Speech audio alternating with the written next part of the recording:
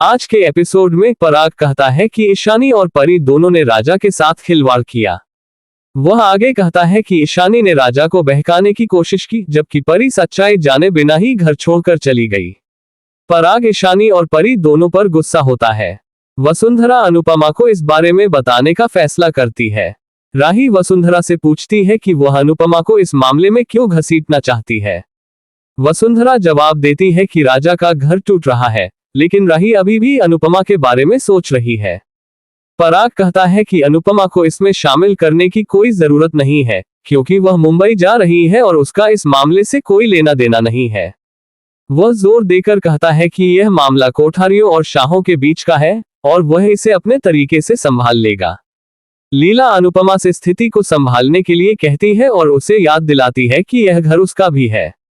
वह अनुपमा को भावनात्मक रूप से प्रभावित करने की कोशिश करती है। पाखी ईशानी पर परी की शादी तोड़ने की कोशिश करने का आरोप लगाती है।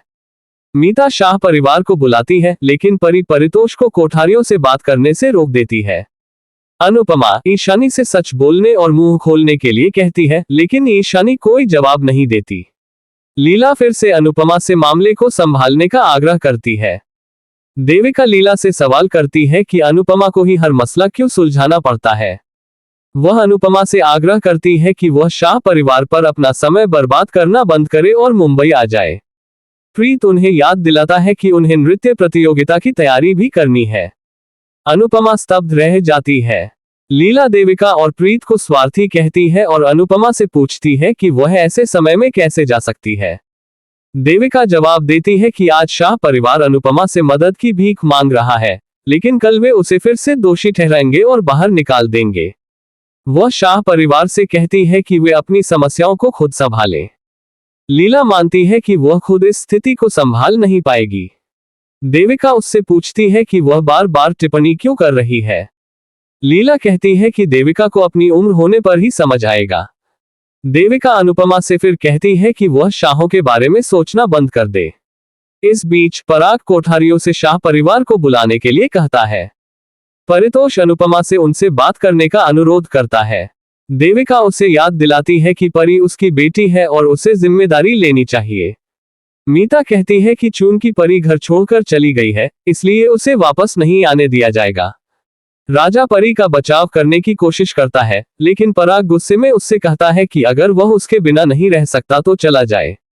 राही प्रेम को बुलाने का फैसला करती है, लेकिन पराग उसे यह कहते हुए रोक देता है कि प्रेम को अपने काम पर ध्यान देना चाहिए।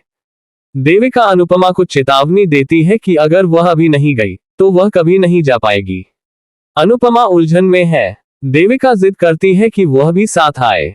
लीला उसे रोकने की कोशिश करती है, लेकिन हसमुख अनुपमा को अपना फैसला खुद करने के लिए कहता है। कोठारी हवेली पहुंचकर पराग उनसे अनुपमा के परिवार को फोन करने के लिए कहता है। परी कोठारी परिवार से कहती है कि वे उसे दोबारा न बुलाएं, क्योंकि राजा ने उसे धोखा दिया है और वह कभी वापस नहीं आएगी। अनुपमा हैरान रह जाती है। देविका उसे फिर से साथ चलने के लिए कहती है, लेकिन अनुपमा कहती है कि वह नहीं रुक सकती। पाखी परितोष लीला और किंजल सभी उसे रोकने की कोशिश करते हैं। परी आंसू भरी आंखों से अनुपमा से कहती है कि उसे उसकी जरूरत है। अनुपमा जवाब देती है कि वह नहीं रुक सकती।